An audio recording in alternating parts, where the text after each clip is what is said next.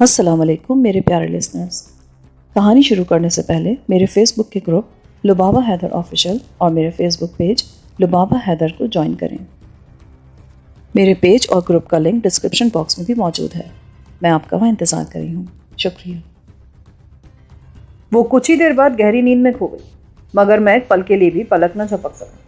وہ چاہتی تو میرے ہی پستول سے مجھے آہو کے راستے سے ہٹا سکتی تھی، وہیں میرا فیصلہ کر سکتی تھی، مگر اس نے ایسا کیوں نہیں کیا؟ حالانکہ میں اسے بڑی اذیتیں پہنچا چکا تھا. 2 بار میں نے اسے بہت بری طرح زدوکوب کیا تھا. اس کے شوہر کو بھی ذلیل کرتا چلا آیا تھا. اس کی کوئی وجہ میری سمجھ میں نہیں آ رہی تھی. اسی ادھڑ بن میں آدھی رات گزر گئی. نیند مجھ سے روٹ چکی تھی. اس وقت 1 بج رہا تھا کہ مجھے ساقے کے اس حویلی نما مکان کے دوسرے دروازے کے سامنے کسی ٹرک کے رکنے کی آواز سنائی. میں نے کھڑکی کا چوبی دروازہ کھول کر صحن میں نگاہ ڈالی تو مجھے معلوم ہوا کہ ساقہ ٹارچ ہاتھ میں لے کر تیزی سے صحن میں جا رہا تھا. ٹرک سے 3 آدمی اترے. انہوں نے سروں پر سیاہ پگڑیاں باندھ رکھی تھیں اور ان کے کرتے اور تہبند بھی سیاہ تھے. ساقہ ان سے بڑے اتفاق سے ملا اور کچھ ہی دیر بعد انہوں نے ٹرک کا پچھلا حصہ کھول کر اس کے ساتھ لکڑی کے تختے جوڑ دیے. ان تختوں پر سے گزار کر انہوں نے 4 بھینسیں ٹرک پر سے اتاری اور ان کو ہانک کر صحن میں لے آئے. ان میں سے 2 بھوری تھیں اور 2 سیاہ. وہ بہت پلی ہوئی بھینسیں تھیں. ساقے نے انہیں کھردی پر باندھ کر ان کے آگے چارہ ڈالا اور پھر اپنے مہمانوں کو لے کر کمرے میں جا گھسا. مجھے ابھی سب کچھ بتا چکا تھا اور میں اچھی طرح سمجھتا تھا کہ وہ بھینسیں کس راستے سے رات کے اس حصے میں ساقے کے گھر پہنچی ہیں. کوئی 2 گھنٹے بعد ساقے نے حویلی کے دائیں ہاتھ بنے چھپر تلے بندھی 2 بھینسیں کھول کر ٹرک میں لدوا دی. اس وقت صبح کے 3 بج رہے تھے اور میں ابھی تک اپنے بستر کی خارزار تنہائی سے الجھ رہا تھا. بے خوابی سے میری آنکھیں جل رہی تھیں اور اس وقت تک میں بستر پر بیٹھا کتنے ہی سگریٹ پھونک چکا تھا. سامنے کی کھڑکی کھلی تھی اور اس میں سے ساقے کی تمام نقل و حرکت کو میں برابر دیکھ رہا تھا. جب وہ 2 بھینسیں ٹرک میں لدوا چکا تو اس میں سوار آدمیوں سے کہہ کر وہ تیزی سے پلٹا اور اس کمرے کے دروازے تک آن پہنچا جس میں میں لیٹا تھا. اس نے بڑی آہستگی سے دستک دی. جیلانی صاحب. کیا بات ہے ساقے؟ میں نے اٹھ کر دروازہ کھول دیا. اس نے ٹارچ کی روشنی میرے چہرے پر ڈالی. اشکے بھائی، لگتا ہے وہ ابھی تک جاگ رہے ہیں. ہاں یار، مجھے نیند نہیں آئی.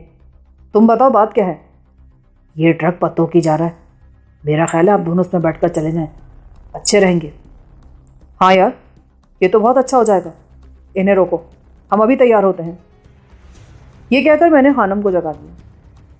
کیا بات ہے جیلانی صاحب، خیر تو ہے؟ وہ نیند میں دھت پڑی تھی. اچانک جاگی تو حیرت کا اظہار کرنے لگی. ہاں خیر ہے.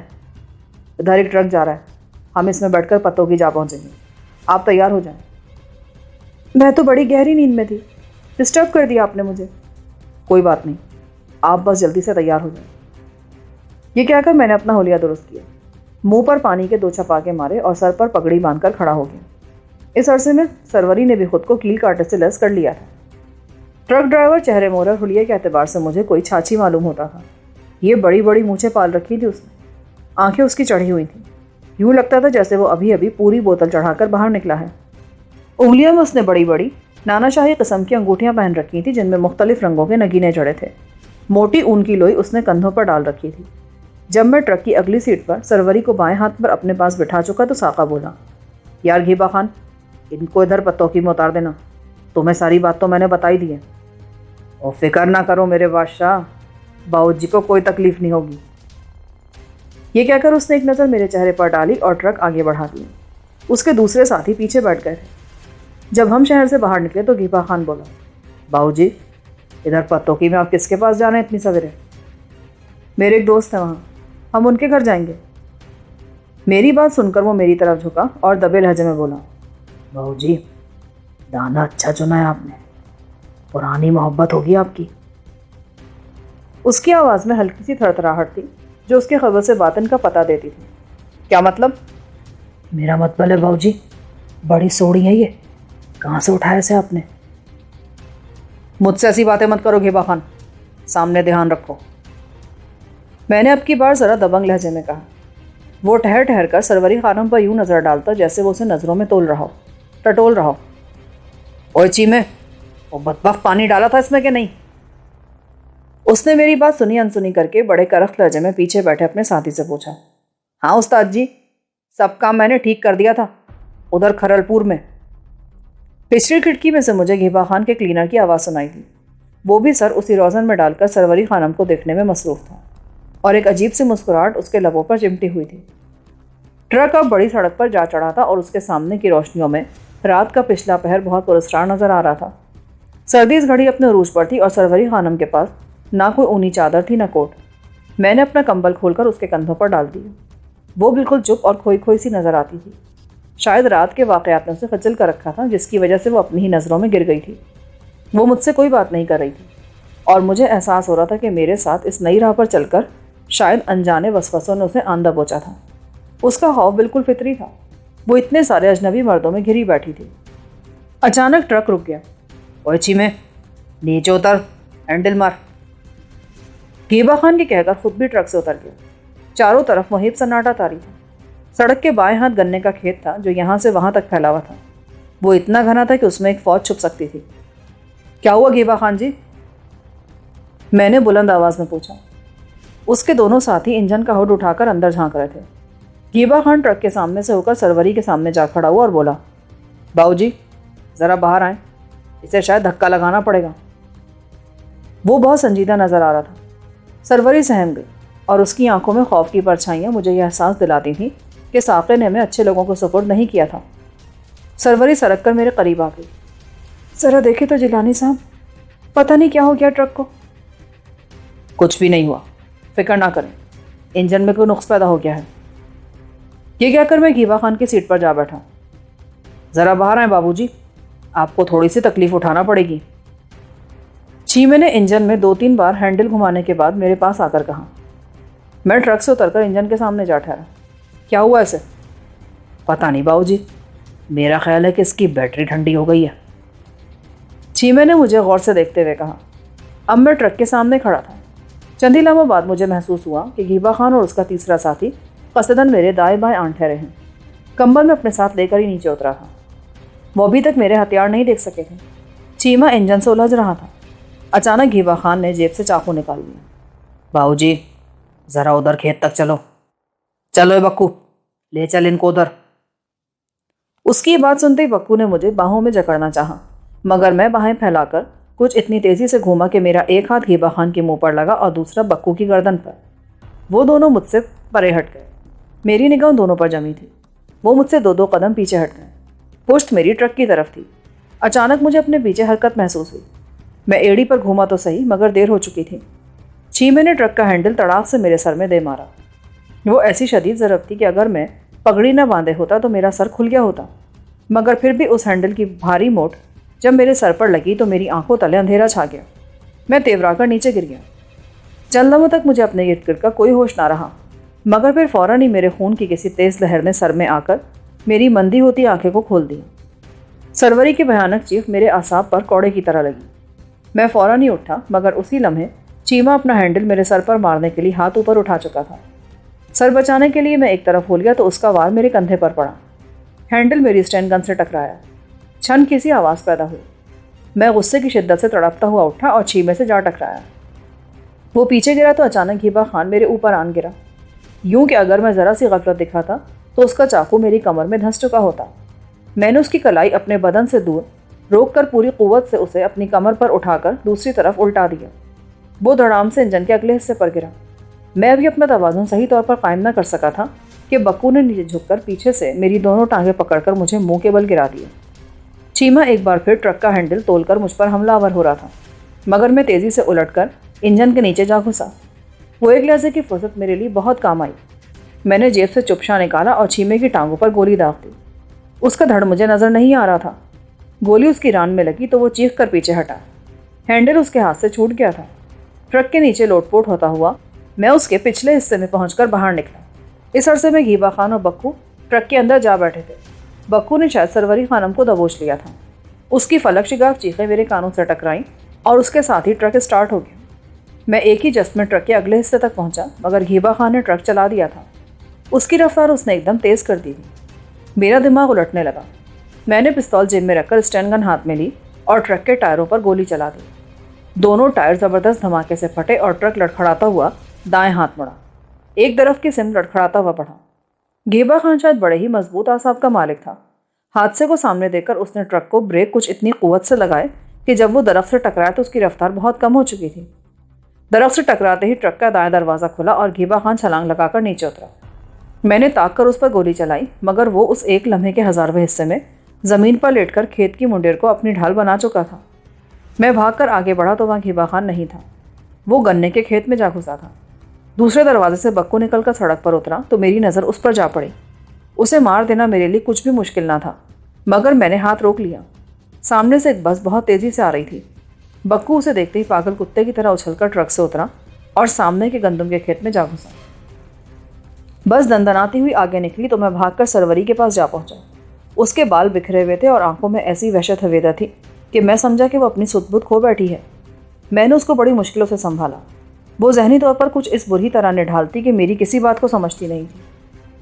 میں نے اسے ٹرک سے اتار کر سڑک کے بائیں ہاتھ بہتے پانی کی ایک آڑ پر پہنچا کر اس کے منہ پر چھینٹے مارے تو اسے کچھ ہوش آیا۔ پانی سامنے دیکھ کر وہ خود اپنا منہ ہاتھ دھونے لگی۔ وہ بری طرح سے سک رہی تھی۔ جب وہ منہ دھو چکی تو پھٹی پھٹی نظروں سے مجھے دیکھنے لگی۔ چٹکی ہوئی چاندنی میں اس کا پانی سے تر چہرہ میں کبھی نہیں بھول سکتا۔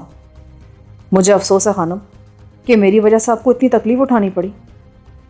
میری آواز سن کر وہ ایک دم پھٹ پڑی اور آنکھوں پر دوپٹہ رکھ کر رونے لگی۔ میرے ہاتھوں اس نے بڑی اذیتیں سہی تھیں، مگر ان کا ایک جواب اس کے سامنے تھا، اس لیے وہ انہیں بھلا بیٹھی تھی، اور میرا خیال تھا کہ اس نے مجھے معاف بھی کر دیا تھا۔ مگر اس پسپا ہوتی رات کا پچھلا پہر، اس ویران اجاڑ موڑ پر اس نے جو اذیت سہی تھی وہ اس کے لیے ناقابل برداشت تھی۔ میں نے اس کو آٹ پر سے اٹھایا تو وہ میرے سینے میں سر دے کر اور زیادہ بلند آواز سے رونے لگی۔ مجھے معاف کر دے خانم، یہ سب کچھ میری وجہ سے ہوا ہے۔ ان کو آپ نے کیوں جانے دیا جیلانی صاحب؟ انہیں گولی کیوں نہیں مارتے آپ؟ نہیں خانم، میں خواہ کسی کی جان نہیں لے سکتا۔ چیما میرے ہاتھوں سخت زخمی ہوا ہے، اس کا بھی مجھے سخت افسوس ہے۔ اگر آپ کی عزت کسی طرح نہ بچ سکتی تو پھر شاید مجھے ان تینوں کو قتل کرنا پڑتا، مگر اب نہیں۔ آئیں سڑک پر چلتے ہیں۔ وہ ڈبڈبائی ہوئی آنکھوں سے مجھے یوں دیکھنے لگی جیسے کہہ رہی ہو، یہ تم ہو جیلانی جس نے ہادی علی کو بے دریغ قتل کر دیا تھا کیونکہ اس معاملے کا تعلق تمہاری بہن سے تھا۔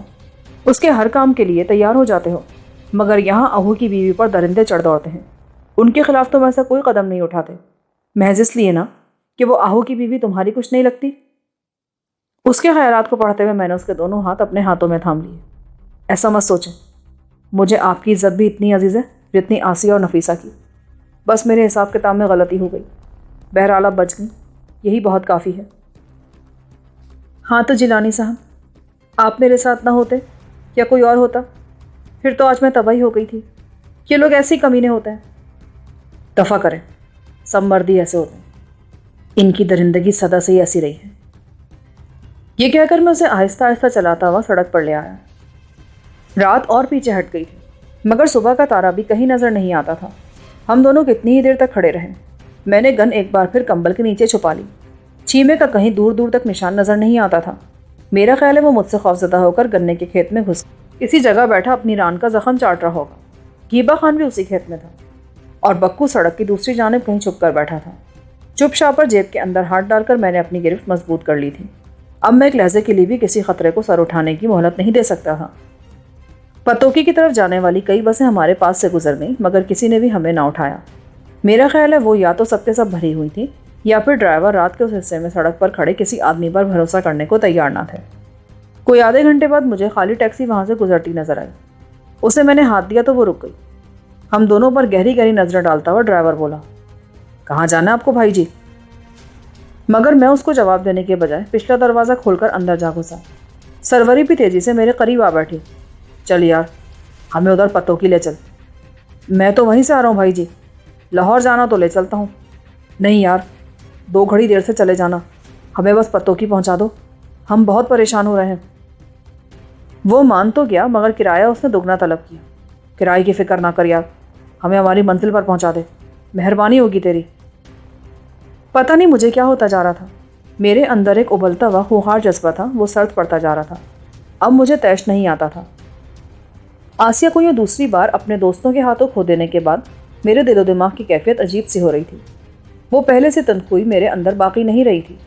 کوئی اور موقع ہوتا، کوئی اور شخص مجھ سے ایسی ریت و لال کرتا تو شاید میں اس کے جبڑے توڑ دیتا، مگر اس ڈرائیور کے سارے نخرے میں چپ چاپ سہ گیا۔ الٹا میں اس کی خوشامدی کرتا رہا کہ وہ جس طرح بھی ہو سکے ہمیں ہماری منزل پر پہنچا دے۔ پتوکی شہر ابھی ہم سے آدھا میل دور ہی تھا کہ سروری نے گاڑی کو بائیں ہاتھ موڑنے کا اشارہ کیا۔ ڈرائیور بتکا، کہاں جائیں گے آپ؟ مجھے تو آپ نے پتوکی جانے کے لیے کہا تھا۔ ہمیں چوگوٹ جانا ہے میرے بھائی، تیری مہربانی ہوگی، تو ہمیں وہاں پہنچا دے۔ مگر یہ تو کچا راستہ ہے میرے بھائی، میں ادھر نہیں جا سکتا، ٹیکسی کا ستیہ ناش ہو جائے گا۔ کوئی بات نہیں بڑے بھائی، ہم تمہیں کرایہ زیادہ دے دیں گے۔ نہیں جناب، میں آگے نہیں جا سکتا، مجھے تو آپ بس یہیں پر چھوڑ دیں، اس نے اینٹتے ہوئے کہا۔ میرے لہجے کی نرمی سروری کو حیران کیے دیتی تھی۔ وہ میری طرف جھک کر بولی، یہ سیدھی طرح نہیں مانے گا۔ اس کا منشا یہی تھا کہ میں اس ڈرائیور کو اپنے دانت دکھا دوں، مگر میرا دل بجھ چکا تھا۔ چوگوٹ یہاں سے کتنی دور ہے؟ 6 میل دور ہے جناب یہاں سے۔ کوئی بات نہیں میرے ویر، دیکھو نا میرے ساتھ زنانہ سواری بھی ہے، اتنی دور ہم پیدل کیسے جا سکیں گے، اور یہ پھر بیمار بھی ہیں۔ صبح کے 5 بج رہے تھے۔ دور کسی مسجد سے اللہ اکبر کی صدا اٹھ رہی تھی، مگر پھر بھی ڈرائیور کا دل نہیں پسیجا۔ او بھائی جی کرایہ نکالیں، دیر ہو رہی ہے مجھے، میں چوگوٹ نہیں جا سکتا، یہ قطعی بات ہے۔ کیا نام ہے تیرا بھائی؟ میں نے سیٹ کی پشت پر سر ڈالتے ہوئے کہا۔ تم گاڑی سے اترتے ہو کہ نہیں؟ مجھے جانتے نہیں ہو تمہاری جیسی سواریاں میں نے بہت دیکھی ہیں۔ یہ کہہ کر ڈرائیور نے سامنے ڈیش بورڈ میں رکھا پستول ایک جھٹکے سے نکال کر مجھ پر اتنی پھرتی سے تان لیا کہ میں حیران رہ گیا۔ مار دے یار، یہ پہلی گولی تو تم میرے ہی سینے میں اتار دے، یہ تیرا بڑا احسان ہوگا میرے بھائی، میں نے بڑے ہی گلوگیر لہجے میں کہا۔ آسیہ کی تصویر میری نگاہوں میں جم کر رہ گئی تھی اور مجھے ہر شے سے نفرت ہوتی جا رہی تھی، یہاں تک کہ اپنا سر بھی مجھے اپنے کندھوں پر بوجھ محسوس ہوتا تھا۔ میری یہ بات سن کر اور میرے لہجے کی شکست خوردگی کو محسوس کر کے ڈرائیور پریشان ہو گیا۔ اس نے پستول پیچھے ہٹایا اور مجھے گہری گہری نظروں سے دیکھتے ہوئے بولا، تم نے تو مجھے پاگل کر دیا، بڑے دکھی معلوم ہوتے ہو۔ وہ کیا دکھ ایسے بہن جی؟ سروری نے اس کو کوئی جواب نہ دیا، منہ دوسری طرف پھیر لیا۔ ڈرائیور خجل سا ہو گیا۔ ٹھیک ہے بھائی، میں تمہیں چوگوٹ پہنچا ہی دیتا ہوں، میں نے تجھ سے خوفزدہ ہو کر پستول نکالا تھا، پر لگتا ہے تیرا کوئی پرزہ ہی ٹوٹ چکا ہے۔ یہ کہہ کر وہ چوگوٹ کی طرف چل دی۔ سروری نے اطمینان کا سانس لیا اور پرے ہٹ کر کھڑکی میں سے باہر دیکھنے لگی۔ وہ پھٹ رہی تھی، تارے دم توڑ گئے تھے۔ سروری بھی چپ تھی اور میں بھی۔ وہ آہو کے بارے میں سوچ رہی ہوگی، اپنے گھر کا تصور اس کے ذہن میں ابھر رہا ہوگا، اور میں آسیہ کے خواب دیکھ رہا تھا، اس کے زخموں کا حساب لگا رہا تھا جو اس کو میری وجہ سے پہنچے تھے۔ ڈرائیور کی نگاہ سامنے کے آئینے پر جمی تھی۔ راستہ بہت ہی ناہموار تھا اور رات بھر کی اوس میں بھیگی ہوئی دھول اٹھ اٹھ کر ہمارے پیچھے لپکتی تھی۔ اچانک میرا کمبل میرے کندھوں پر سے اتر گیا۔ ڈرائیور نے میرے کندھے پر لٹکتی گن آئینے میں دیکھ لی۔ اس کا چہرہ بھی مجھے آئینے میں صاف نظر آ رہا تھا۔ گن پر نظر پڑتی اس کے لبوں سے سیٹی سی نکلی اور وہ کھنکارتا ہوا سنبھل کر بیٹھ گیا، منہ سے کچھ نہ بولا۔ رفتار اس نے اور تیز کر دی، اس کا رنگ اڑنے لگا تھا۔ میں نے کمبل پھر سے سیدھا کر کے کندھے پر ڈال لیا، مگر اس کی وحشت کچھ کم نہ ہوئی۔ کوئی 2 فرلنگ آگے چل کر وہ بولا، آپ مجھ سے ناراض تو نہیں ہیں بھائی جی؟ نہیں بھائی، ناراضگی کس بات کی؟ تمہاری ٹیکسی تمہاری مرضی سے چلتی ہے، کوئی بھلا تمہیں کس طرح مجبور کر سکتا ہے؟ ہاں جی یہ تو ہے، آپ بہت اچھے آدمی ہیں جی، میں ہی پاگل تھا، مجھے معاف کر دیں، میں نے آپ پر خواہ پستول تان لیا۔ کوئی بات نہیں یار، ایسا تو ہو ہی جاتا ہے، ہم تمہیں زیادہ کرایہ دیں گے بھائی۔ میری یہ بات سن کر وہ چپ ہو گیا اور اس کے بعد چوگوٹ پہنچنے تک کچھ نہ بولا۔ ہمیں اس نے گاؤں سے باہر ہی اتار دیا۔ میں نے اسے 50 روپے دیے تو وہ خوش ہو گیا۔ آپ کا بہت بہت شکریہ چودھری صاحب، میں ایک بار پھر آپ سے معافی مانگتا ہوں۔ میں نے اس کے لہجے میں ندامت دیکھی تو جانے کیا ہوا کہ میری آنکھیں ڈب ڈب آ گئیں۔ چند لمحوں تک میں اسے اسی طرح دیکھتا رہا، پھر اس کا کندھا تھپ تھپا کر میں ٹیکسی سے اتر گیا۔ سروری دوسری طرف کھڑی گاؤں کی جانب دیکھ رہی تھی۔ ٹیکسی وہاں سے ہٹی تو سروری میرے ساتھ قدم سے قدم ملا کر چلنے لگی۔ وہ سردی سے ٹھٹر رہی تھی۔ مجھے افسوس ہو رہا تھا کہ میں اس کے لیے کوئی گرم کپڑا نہ منگوا سکا۔ یہ ہے چوگوٹ، اور آہو صاحب نے لڑکیوں کو یہیں پہنچایا تھا۔ آپ کو ٹیلی فون اس نے کہاں سے کیا تھا؟ پتوکی سے۔ اب کیا کرنا ہوگا مجھے؟ دیکھیں آپ میرے ساتھ چلیں، میں ڈھلو صاحب سے آپ کو ملوا دیتی ہوں۔ اس سے کیا ہوگا؟ وہ آپ کو جانتے ہیں، ان سے کہیں کہ وہ آسیہ اور نفیسہ کو ہمارے ساتھ کر دیں۔ میں یہی کہوں گی، آپ فکر نہ کریں۔ مجھے حیرت یہ ہے کہ لڑکیوں کو یہاں لانے سے آہو صاحب کو کیا فائدہ پہنچ سکتا ہے؟ دیکھیے جیلانی صاحب، میرا خیال ہے کہ آہو کے پیش نظر 2 مقصد تھے۔ ایک تو یہ کہ اس طرح آپ کو دباؤ میں لا کر وہ آپ سے اپنے روپے اور ہیرے اگلوا سکے گا۔ دوسرا مقصد یہ تھا کہ وہ ہادی علی کے معاملے میں آپ کا منہ بند رکھ سکتا ہے۔ کیا مطلب؟ مجھے پریشان کر کے وہ اس بات کے امکان کو اور زیادہ قریب لا رہا ہے کہ میں کسی بھی تھانے جا کر ساری بات بتا دوں۔ نہیں، آپ ایسا نہیں کر سکتے، آپ کی اپنی جان خطرے میں ہے۔ آہو صاحب دراصل آپ کو اسی چکر میں رکھنا چاہتے ہیں۔ میری سمجھ میں کچھ نہیں آ رہا۔ مجھے تو یہی لگتا ہے کہ وہ ان دو خوبصورت لڑکیوں کو ڈھلوں کے پاس فروخت کر گیا ہے۔ یہ بھی ممکن ہے کیونکہ ڈھلو صاحب اپنا حرم خوبصورت عورتوں سے بھرا رکھنے کے عادی ہیں۔ کتنی عورتیں اس کے گھر میں؟ زیادہ نہیں، بس سال 6 مہینے کی خدمت کے بعد وہ عورت کو آگے بھیج دیتا ہے۔ زیادہ لمبے طوطے نہیں پالتا وہ۔ اس کا مطلب تو یہ ہوا کہ ان دونوں کی عزت یہاں محفوظ نہیں رہی ہوگی۔ میں کچھ کہہ نہیں سکتی، مگر مجھے یقین ہے کہ ابھی ان کی باری نہیں آئی ہوگی۔ اگر ایسا ہو گیا نا خانم، تو پھر میں اپنے آپ میں نہیں رہوں گا، بڑے گھر تباہ ہو جائیں گے۔ میرے چہرے پر پھیلتی غصے کی لہر دیکھ کر سروری ٹھٹکی۔ آپ کو بڑے صبر و تحمل سے کام لینا ہوگا جیلانی صاحب، آپ کا واسطہ ڈھلو صاحب سے ہے، علاقے میں بادشاہ بن کے بیٹھا ہے وہ۔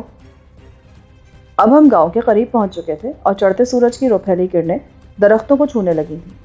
وہ گاؤں 2 حصوں میں منقسم تھا۔ ایک حصہ کچے گھروندوں کا تھا جس میں مزارے اور کمی کمین رہتے تھے، دوسرا حصہ ڈھلو صاحب کی حویلی پر مشتمل تھا۔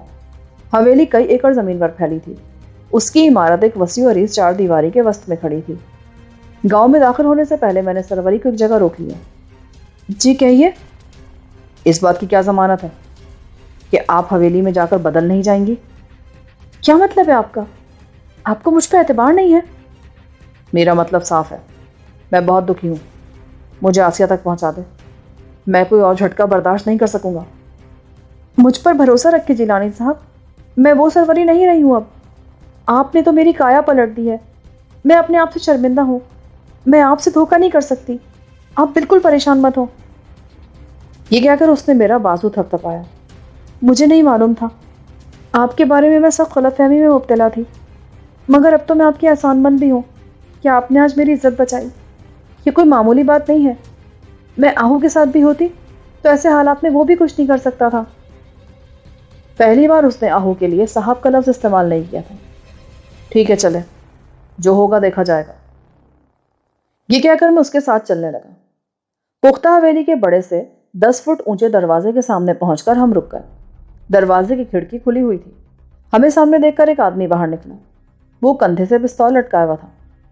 ہم ڈھلو صاحب سے ملنا چاہتے ہیں، میں آہو صاحب کی بیوی ہوں، لاہور سے آئی ہوں۔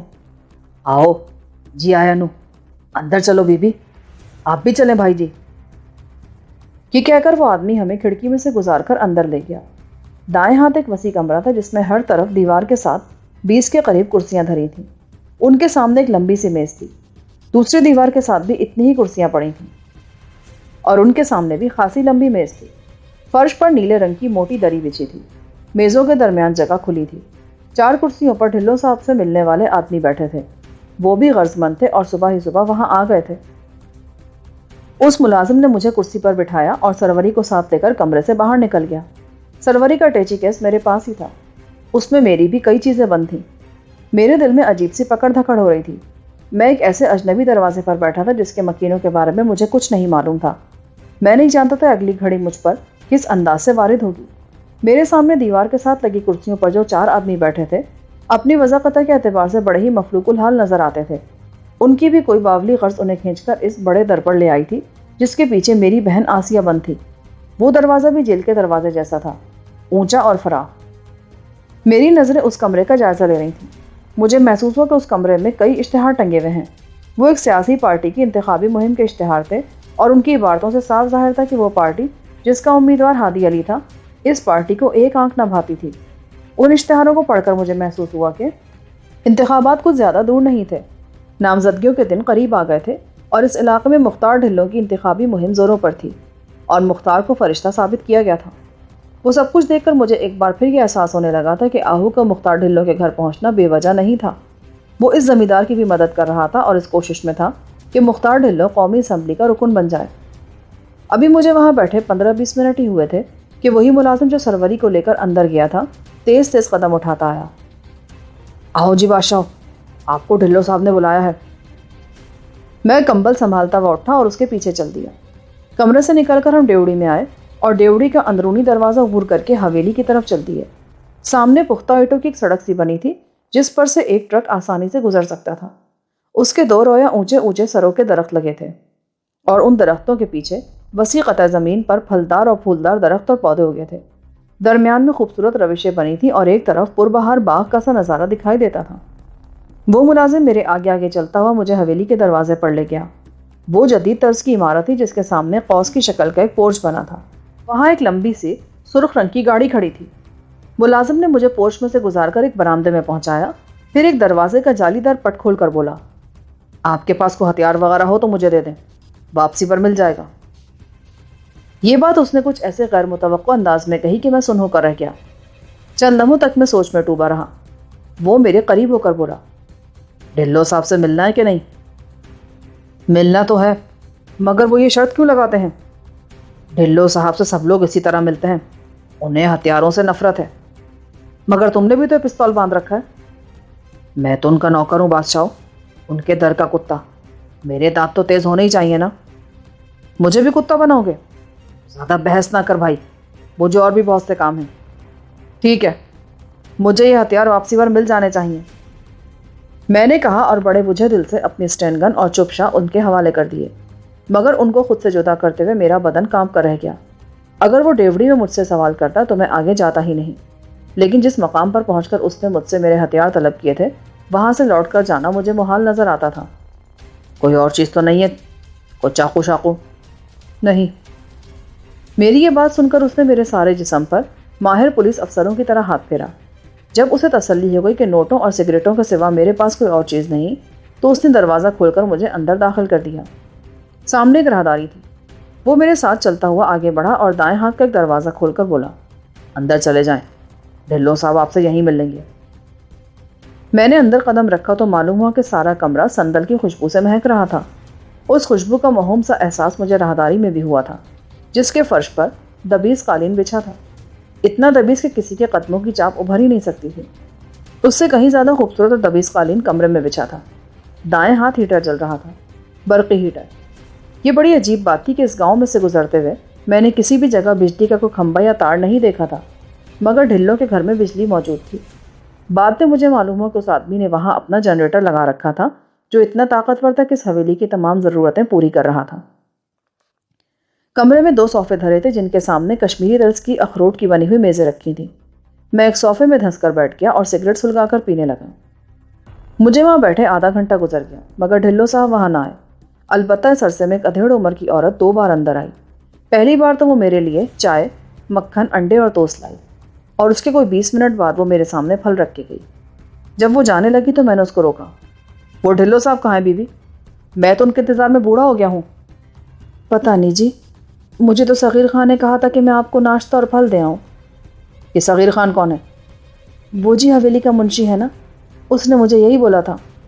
اچھا ٹھیک ہے، ڈھلو صاحب سے ہمارا سلام بولو، کہو وہ مہربانی کریں تو میں دعا دوں گا۔ وہ میری بات کا کوئی جواب دیے بغیر نکل گئی اور میں اس معطر کمرے کی نیم تاریک فضا میں بیٹھا سوچتا ہی رہ گیا کہ میری قسمت مجھے کہاں لے آئی ہے۔ 10 منٹ اور گزر گئے۔ میں پریشان ہو کر وہاں سے اٹھ جانے کی سوچ ہی رہا تھا کہ دروازہ کھلا اور ایک 6.5 فٹ قد کا اونچا لمبا آدمی اندر داخل ہوا۔ اس کی سرخ و سفید رنگت، تلوار کی گھاٹ جیسی خمیدہ بھویں، بڑی صفائی سے ترشی ہوئی مونچھیں اور اس کی شارک اسکن کی اچکن، سفید براق شلوار اور تلائی کام سے مزین نازک سی جوتی دیکھ کر میں اتنا مروب ہوا کہ ایک دم صوفے سے اٹھ کر یوں کھڑا ہو گیا جیسے میں اس کا کوئی زرخرید غلام ہوں۔ السلام علیکم جناب۔ بے ساختہ یہ الفاظ میرے منہ سے نکل گئے۔ وہ مجھے دیکھ کر مسکرائے نہیں، بڑی سنجیدگی سے اس نے وعلیکم السلام کہا اور پھر مجھے بیٹھنے کا اشارہ کر کے میرے ساتھ پڑے صوفے پر بیٹھ گئے۔ اس کے پیچھے 2 آدمی اندر آئے تھے۔ ایک نے اس کا سنہری سگریٹ کیس اور لائٹر لا کر سامنے رکھا اور دوسرا دائیں ہاتھ پر مؤدب کھڑا رہا۔ اس نے بھی کندھے پر پستول لٹکا رکھا تھا۔ وہ آدمی جو سگریٹ کیس لایا تھا بڑے مؤدب انداز سے باہر نکل گیا تو اس آدمی نے دوسرے ملازم کو بھی باہر جانے کا اشارہ کیا۔ وہ فوراً ہی وہاں سے ٹل گیا۔ جب ہم دونوں تنہا رہ گئے تو وہ بولا، میں نے آپ کو پہلے کبھی نہیں دیکھا۔ اس کی آواز بھاری بھرکم تھی اور اس کا تنتنا اس بات کی غمازی کرتا تھا کہ اسے اپنا حکم منوانا آتا ہے۔ وہ مجھے کسی بڑی ریاست کا نواب نظر آتا تھا۔ ایسی سرزدج کے لوگ خال خالی نظر آتے ہیں۔ میں ادھر پہلی بار آیا ہوں جناب۔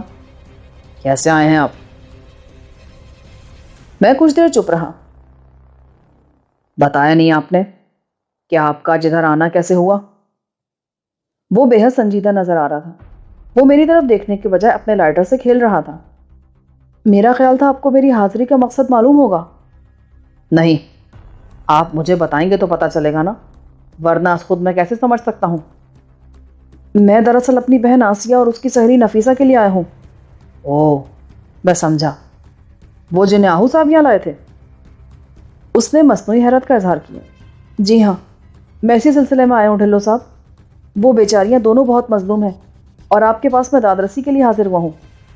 دیکھو بھائی، وہ لڑکیاں میری مہمان ہیں اور میں آہو صاحب کی اجازت کے بغیر آپ کی یا کسی اور کے ساتھ ان کو نہیں بھیج سکتا۔